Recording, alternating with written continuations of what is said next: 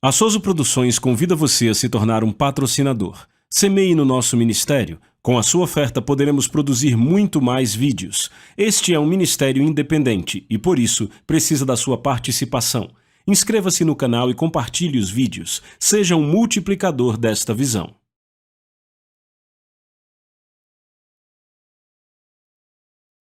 Os versículos usados nos vídeos que traduzimos nem sempre correspondem a versões em português. Muitas vezes precisamos traduzir do original em inglês para fazerem sentido no contexto do vídeo. O semeador semeia a palavra. São estes o da beira do caminho onde a palavra é semeada e enquanto a ouvem, logo vem Satanás e tira a palavra semeada no coração deles. Agora notem algo. Diz que Satanás vem imediatamente e tira a palavra semeada no coração. Notem que o coração é o solo aqui. O coração do homem é o solo? Agora, se ficarmos apenas com o que Marcos diz como sendo a verdade completa, estamos num grande problema. Porque ele disse que Satanás rouba. Ora, se Satanás roubar toda vez que você receber, você não fica com nada, não é? Mas quando você lê o registro de Mateus, e é por isso que você tem que ter a palavra inteira, Mateus diz: quando alguém ouve a palavra do reino e não a entende. Então temos uma chave aí, se você não entende, Satanás tira a palavra, a mente carnal tira a palavra, e até mesmo cristãos te tiram a palavra. Podem dizer: você está mentindo quando diz isso. Você está fazendo essas práticas de seita, tentando falar com coisas. Não, eu estou operando no princípio que Deus ensinou a Abraão chamar as coisas que não são, como se já fossem. Agora note, ele diz: e da mesma forma são os semeados em lugares pedregosos, os quais, ouvindo a palavra, imediatamente a recebem com alegria. Veja, são lugares pedregosos, não há muita terra aí, é um solo pedregoso. Eu era fazendeiro, eu sei do que estou falando. Você pega um solo pedregoso onde não há muita terra, e a semente fica bem no raso, e ela pega bem pouca água. Veja, a água aqui é um tipo do entendimento da palavra. Ser lavado através da palavra. Jesus disse: agora vós estáis limpos através da palavra que vos falei. E é a palavra, entendem? Algumas pessoas têm o conhecimento da palavra, elas têm a semente, mas quantos aqui sabem que você tem que ter água para fazer a semente germinar? Paulo disse: eu plantei e Apolo regou. Ou seja, você pode conhecer sobre a palavra, mas se não tem entendimento suficiente, ela não vai funcionar para você. Então ele diz que ela foi semeada entre as pedras e diz que imediatamente a recebem com alegria. Ou seja, se a semente é plantada e ela fica bem rasa assim, ela vai aparecer rapidamente. Sabe, não vai levar nem um dia e meio, 2 dias e ela aparece. As raízes descem, encontram um solo seco e aquilo morre. Não há profundidade, não há raízes, mas não tem raiz em si mesmos e então duraram por algum tempo depois, sobrevindo aflição ou perseguição por causa da palavra, imediatamente se ofenderam. Por que a aflição e a perseguição vêm para torná-los mais fortes? Não. Por causa da palavra, para tirar a palavra. Ora, Deus não envia aflição e perseguição? E ele diz: e os semeados entre os espinhos, os quais ouvem a palavra, e os cuidados deste mundo, os enganos das riquezas e as ambições das demais coisas sufocam a palavra e ela se torna infrutífera. Ora, estas outras coisas que entram sufocam a palavra. Notem que não conseguem sufocar a palavra se não entrarem. Agora você entende porque Jesus disse: não vos inquieteis dizendo? Veja, os cuidados deste mundo, os enganos das riquezas, as ambições das demais coisas, os cuidados deste mundo. O que vamos fazer com esses juros tão altos? O que vamos fazer com o preço da gasolina como está? Eu sei o que vamos fazer, vamos dar e nos será dado, teremos abundância e não falta. E pagar a gasolina vai ser tão fácil quanto sempre foi.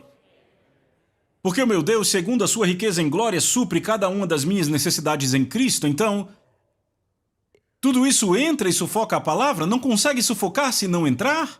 E como é que entra? Você se inquieta dizendo: o que é que vamos fazer? Eu ouço gente dizer: já estou vendo. Esse ano a gente não vai conseguir. Sabe, eles veem a si mesmos fazendo. Você já pensou como é que você toma decisões? Alguns aqui já disseram vez após outra: Você pensa em fazer algo, em fechar um negócio e você diz, sabe, eu não consigo me ver fazendo isto? Lembra do que Deus disse a Abraão, eu vou te dar algo para você ver? Agora aqui está o ponto sobre confessar a palavra de Deus e eu quero que você entenda isso é importante. Quando você confessa o que Deus disse e mantém a palavra de Deus em sua boca, quando guarda a sua fala e fala apenas as coisas que concordam com a palavra de Deus, essa palavra entra em você. Jesus disse, se permanecerem em mim e minha palavra permanecer em vós, pedirão o que quiserem, orarão o que quiserem e será feito.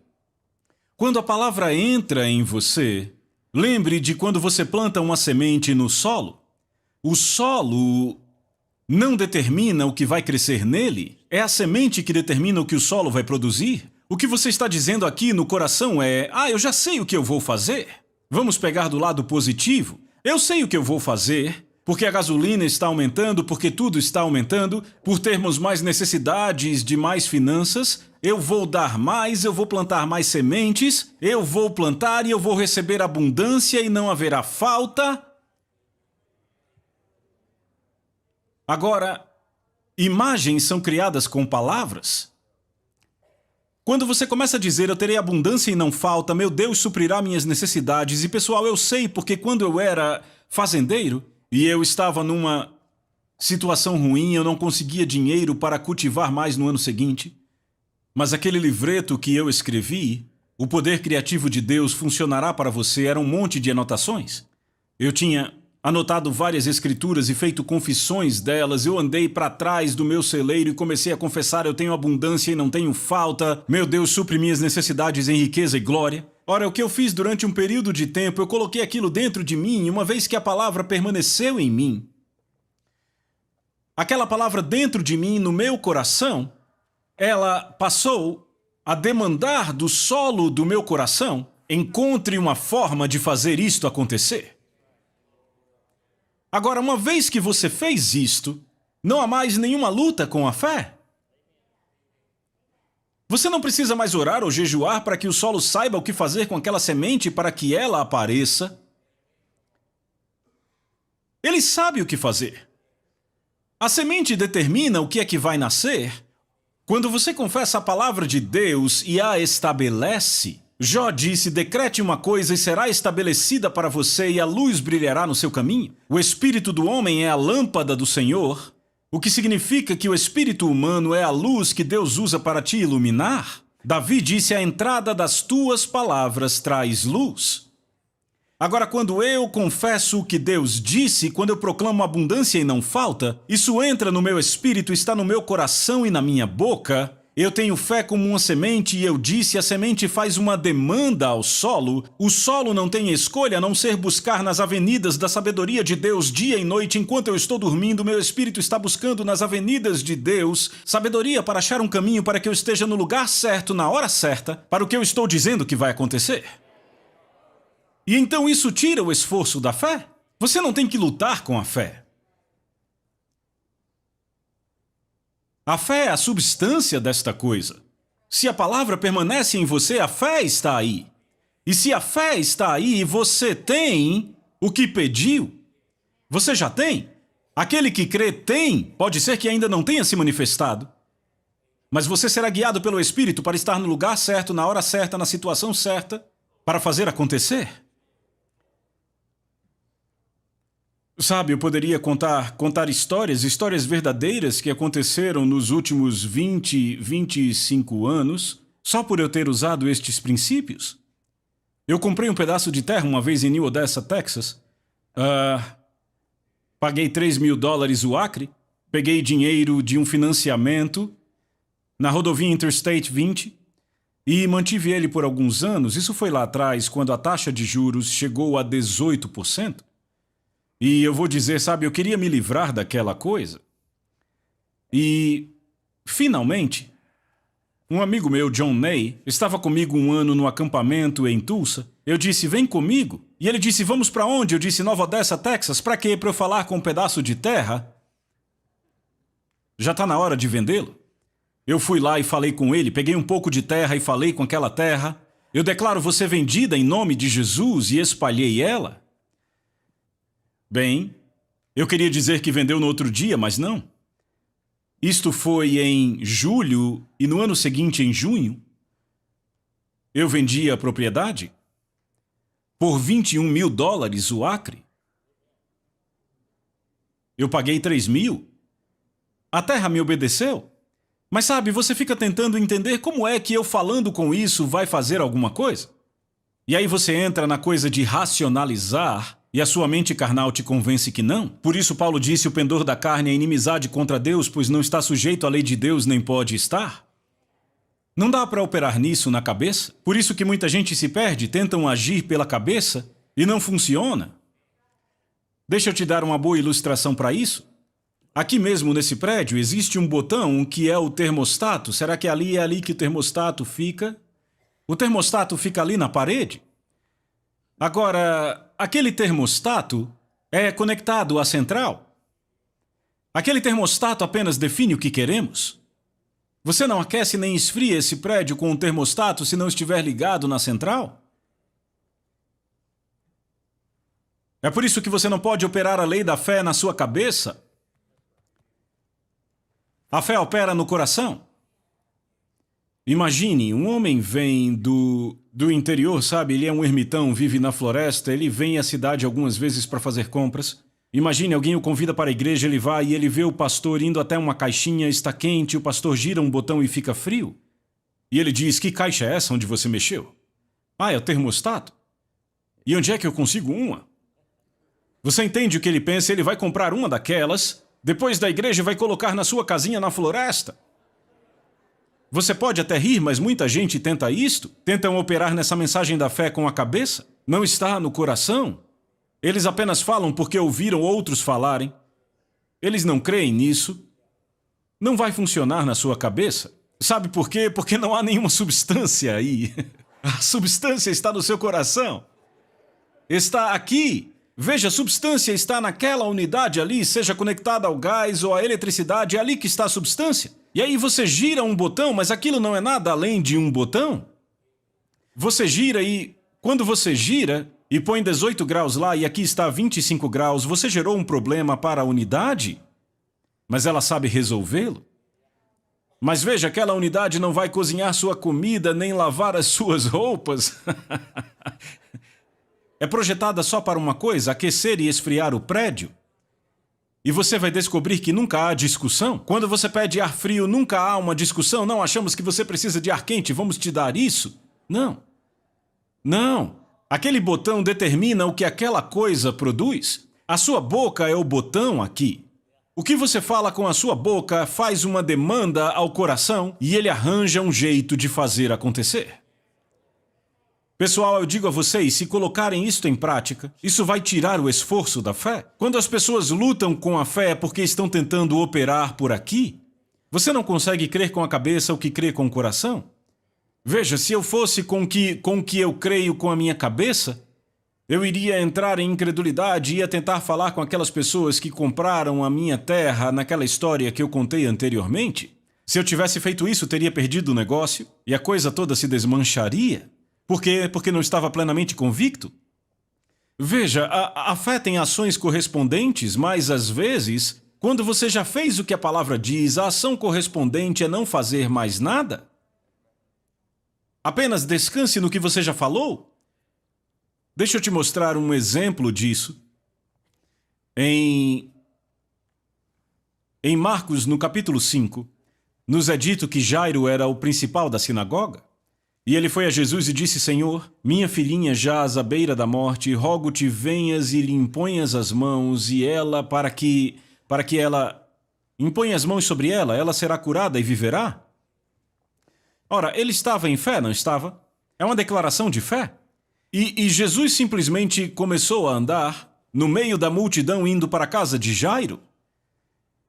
E então, a mulher com fluxo de sangue apareceu. Veja, ela tinha ouvido sobre Jesus e veja ela pondo a lei da fé em movimento. Ela ouviu sobre Jesus e ela disse, ela teve a fé como uma semente. Ela disse: quando eu tocar suas vestes, eu terei a saúde restaurada. Deixa eu mostrar por que sabemos que ela teve a fé bíblica.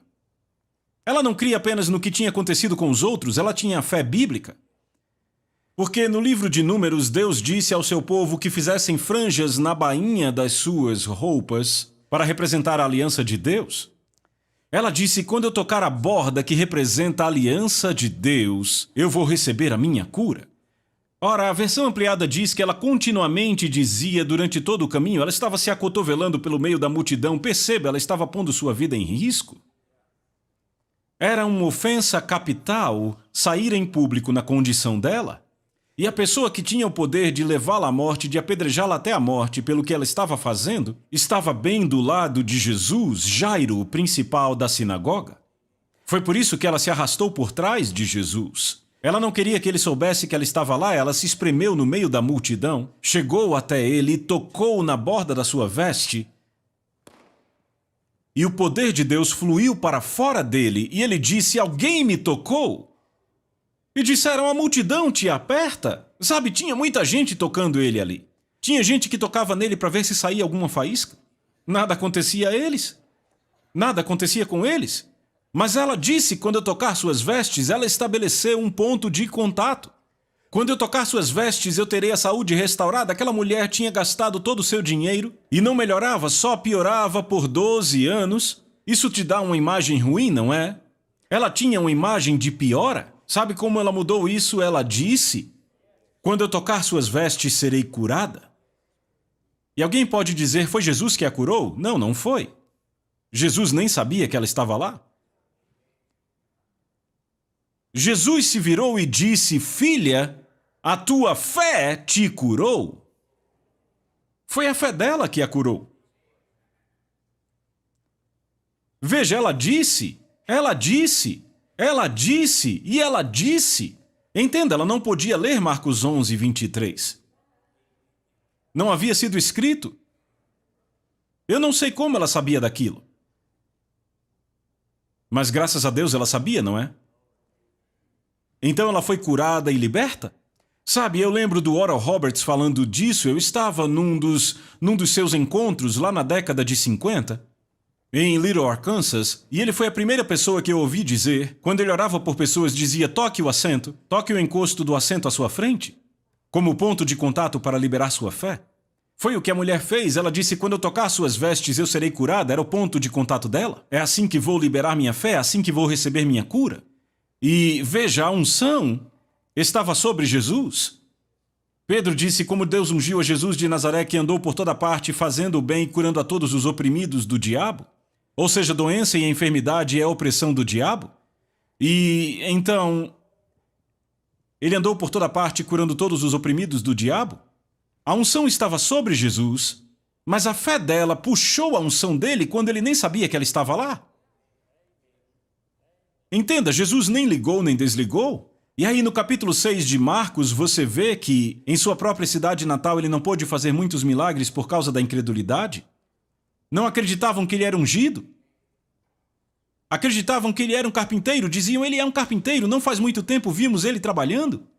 Ele não pode ser ungido. É impressionante o que as pessoas pensam sobre a unção. Sabe, aqui em England, Arkansas, eu costumava dirigir um Columbine, um trator, ainda dirijo às vezes. E um garotinho da escola dominical, eu vim pilotando o avião, pousei no aeroporto, desci do avião e ele disse, eu não sabia que os pregadores podiam pilotar. Sabe? E talvez alguém pense, ele não pode ser ungido, ele dirige um trator. Sabe, é impressionante o que as pessoas pensam. Mas vocês veem, ele não pôde ali fazer nenhum milagre. Uma tradução diz que ele tentou, mas não pôde. Por que não acreditavam? Veja, a fé é o gatilho da unção. A mulher do fluxo de sangue provou isto. O Oral Roberts estava contando uma história sobre isto e eu ouvi ele contando numa fita. Foi no começo da década de 60. Uma senhora toda atrofiada com artrite, ela era idosa, e ela o estava ouvindo pelo rádio. E você lembra que ele dizia, eu orarei a oração da fé? No final do programa ele dizia, põe suas mãos sobre o rádio como ponto de contato, eu farei a oração da fé e Deus vai te curar? Bem, aquela senhora, ela estava sentada à mesa, e o rádio estava do outro lado da sala, num móvel. Bem, ele já tinha começado a orar. Faltava cerca de 1 minuto para o final do programa, E na pressa para chegar até o rádio e pôr suas mãos sobre ele por causa da oração, na correria ela tropeçou e caiu. E ela estava muito mal com a artrite e ela caiu contra o refrigerador. E ele ia acabar a oração. E ela clamou e disse: querido Senhor Jesus, que esse refrigerador seja o meu ponto de contato. Então ela se esticou, tocou o refrigerador, o poder de Deus veio sobre ela, ela se levantou e dançou por toda a sala. Curada pelo poder de Deus. Agora, você sabe que não havia poder naquele refrigerador para curá-la? Se houvesse, ela seria curada quando fosse pegar os ovos? Foi um ponto de contato para liberar a sua fé, entende? E é isso que precisamos entender, que é a liberação da fé na unção. Ela sabia que ele era ungido. Não é que qualquer homem vai curar você. Eu já ministrei aqui sobre imposição de mãos e eu quero ministrar de novo. Tem mais uma última passagem que eu quero ler antes de ministrarmos aos que precisam. Fica em Lucas capítulo 13, eu quero que você abra na sua Bíblia. Lucas capítulo 13, verso 10, falando de Jesus, diz: e ele ensinava em uma das sinagogas e era sábado. Quando se estuda o ministério de Jesus, se vê que ele arranjava problema todo sábado. Todo sábado era certeza, ele ia arranjar problemas porque iria curar alguém, entende? E eis que estava ali uma mulher que tinha um espírito de enfermidade fazia 18 anos, e estava curvada e não podia de modo algum endireitar-se, e vendo-a Jesus, diz que quando Jesus a viu, chamou-a a si e disse-lhe, ele disse: mulher, tu estás livre da tua enfermidade, eu já falei isso aqui. Que por todo o seu ministério Jesus operava no princípio de chamar as coisas que não são como se já fossem. Ele vai até essa mulher e ele diz: mulher, você está livre da sua enfermidade? Mas ela não melhorou. Ela continuou encurvada como sempre esteve, não melhorou nada. Mas aí ele impôs as mãos sobre ela. Instantaneamente, ela foi curada, ele colocou as mãos sobre ela e imediatamente ela se endireitou e glorificava a Deus. Evidentemente, essa mulher acreditava na imposição de mãos. Provavelmente ela disse: se ele me tocar, provavelmente ouviu todo mundo na multidão que o tocou ou que ele tocou foi curado. Veja, ele falou com ela, eu lembro, no capítulo 8 do Evangelho de Mateus, o centurião disse: você não precisa vir à minha casa e tocar o meu servo, apenas fale e ele será curado. E o servo foi curado. Mas ela não liberou a sua fé nas palavras de Jesus. Note que ele disse: mulher, tu estás livre da tua enfermidade, mas ela não ficou, ela continuou encurvada como sempre. Ele estava chamando coisas que não eram. Ela não era livre da sua enfermidade. Ela ainda a tinha, mas ele disse que ela estava livre. Ele está chamando coisas que não são. Então ele impôs as mãos sobre ela e ela foi curada, porque ela liberou a sua fé na unção e evidentemente ela estabeleceu isto como ponto de contato, ou pelo menos ela sabia, podia dizer, entende? Essa é uma razão para a imposição de mãos quando você toca em alguém. Você sabe instantaneamente quando eu te toco e eu sei instantaneamente quando eu te toco. E se ambos liberamos nossa fé juntos, há uma conexão no reino do Espírito. Claro, os judeus ficaram chateados porque era o dia errado para curar alguém. Ouça o que Jesus disse sobre isso. Verso 16. Não devia esta mulher, sendo filha de Abraão, a qual há 18 anos Satanás havia prendido, ser solta dessa prisão num sábado? Então aqui está a atitude de Jesus, e eu vou encerrar com isto. O dia de sábado, o dia dos judeus, começava ao pôr do sol. Ele poderia ter esperado o pôr do sol. Eu não sei qual era a hora do dia, mas ele poderia ter esperado o pôr do sol e curado aquela mulher, e ninguém diria nada sobre aquilo. Mas veja a atitude de Jesus. Esta mulher é uma filha de Abraão, é uma mulher da aliança. Ela está debaixo da aliança de Deus, e se você é filho de Deus, está debaixo da aliança de Deus. Jesus estava dizendo, ela não precisa esperar nem mais um pouco para receber a sua cura. A Souza Produções convida você a se tornar um patrocinador. Semeie no nosso ministério. Com a sua oferta poderemos produzir muito mais vídeos. Este é um ministério independente e, por isso, precisa da sua participação. Inscreva-se no canal e compartilhe os vídeos. Seja um multiplicador desta visão.